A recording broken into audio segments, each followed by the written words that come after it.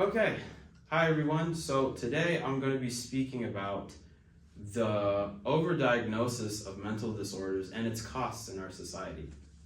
So, mental health is a real problem that we experience all around the world, but it is not as widespread as a lot of people in our society make it out to be.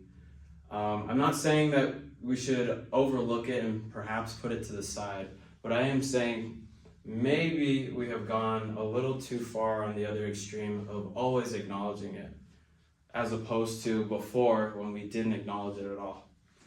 So firstly, I'd like to address how over the last 50 years, we have seen mental disorder cases increase a lot.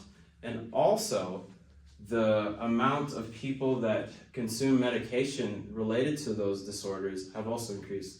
So much so that at times they overlap the numbers of people who actually have clinical disorders. So, with that being said, there is a study that I'd like to reflect on that was done in Europe. For example, they have noticed the influx of new cases for mental disorders. And because of the alarming rates of how many people use medication as compared to actually having clinical disorders, they decided to do a study. And that study was specifically done for young children and teenagers with ADHD and other things like bipolar disorder and things like that. So one thing they found that was a possible issue when diagnosing these mental disorders was the fact that the information that the clinicians receive is most of the time kind of subjective. For example, the parents, they have their own biases toward their own children, and then also the children have their own biases to how they feel. And then also, what the clinician has to work with is completely what they can only observe. Also, they found that not every doctor was super consistent on how to diagnose and following the criteria that they must. So with these findings, we see that they would diagnose when there really wasn't signs that they had ADHD or bipolar disorder. For example, there's this kind of principle they abide by called the relative age effect. And the relative age effect just refers to their age group, like children to adolescents. So for example, instead of them looking at their issues or their behaviors objectively, they would assume they have disorders instead of just realizing that it's a possibility that it's lack of maturity at that age.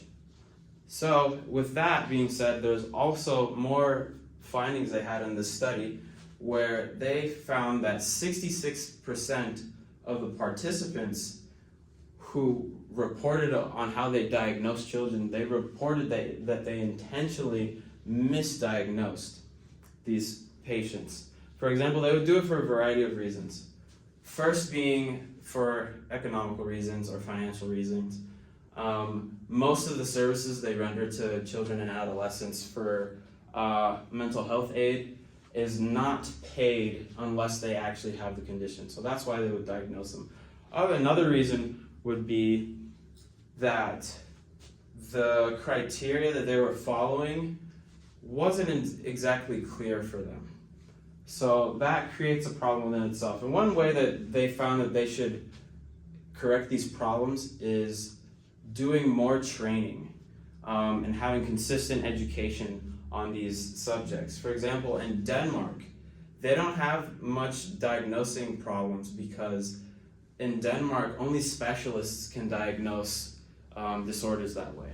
So that's why they're able to do more accurate readings in Denmark.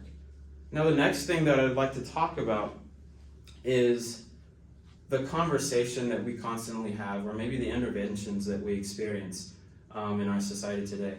In the New York Times article named, "Are We Talking Too Much About Mental Health?" the author sheds light on the fact that many mental health interventions around the world create an atmosphere of acknowledging the feelings, but they're having kind of the reverse effect that they would intend. For example, the author talks about two researchers from Oxford University, and they have suggested this idea of prevalent inflation, which means, because we talk about it so much, teenagers, especially them, they think that because they acknowledge it so much and we talk about it so much with them, they think that they're broken and they're weak, and then therefore they're depressed, or they have bipolar disorder, or that they have anger issues, as opposed to just realizing that perhaps these are just temporary feelings. Now, they did a study in the UK that over the course of 8 years of 28,000 students, and they had them go through something called mindfulness training. Now, mindfulness training just refers to them acknowledging their feelings and kind of taking note of how they feel every day. Now, with that being said, over the course of 8 years, they had a lot of interesting results, and the expectation was that this mindfulness training would help them in the end to have better mental health. But in the end, it actually turned out that nothing much changed. Actually, in the cases where the students had clinical disorders, some of them came out worse. And the reason that being is because they were being in this training of like acknowledging it all the time, they were constantly talking about it with each other, but they were never really provided solutions on how to overcome it. So, with that being said, what should we do in order to perhaps get past these kinds of issues? I'd like to cite a research study done in Australia where they tried this thing called social prescribing. Now, social prescribing is, for example, they would take these people with perhaps mental disorders that were actually clinically diagnosed, and also people who were just emotionally distressed in their life. They would take them and they would go to this organization called Social RX. Now, they would do is they would get them to a link worker, which was just a person who would refer them to activities in their region or communities or services that they can have rendered to themselves. And they found over the course of a short period of time that they measured how they felt in the beginning and at the end of this. And it was over 12 weeks. So a majority of those participants reported that they felt much better at the end. They reported that they felt less anxiety. They reported that they felt even physically more fit, because they would have them join activities like an art club or a walking club, or some of them would receive financial advice.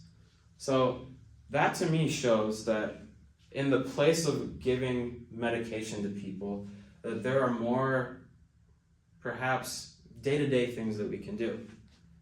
So in conclusion, I would like to propose that perhaps instead of medication, instead of focusing on our problems all the time, perhaps we can overlap these problems with the more holistic approach, getting outside, interacting with our communities, and perhaps refraining from self-diagnosing. And with that, as the findings that we have from the Australian study, we can lead better lives.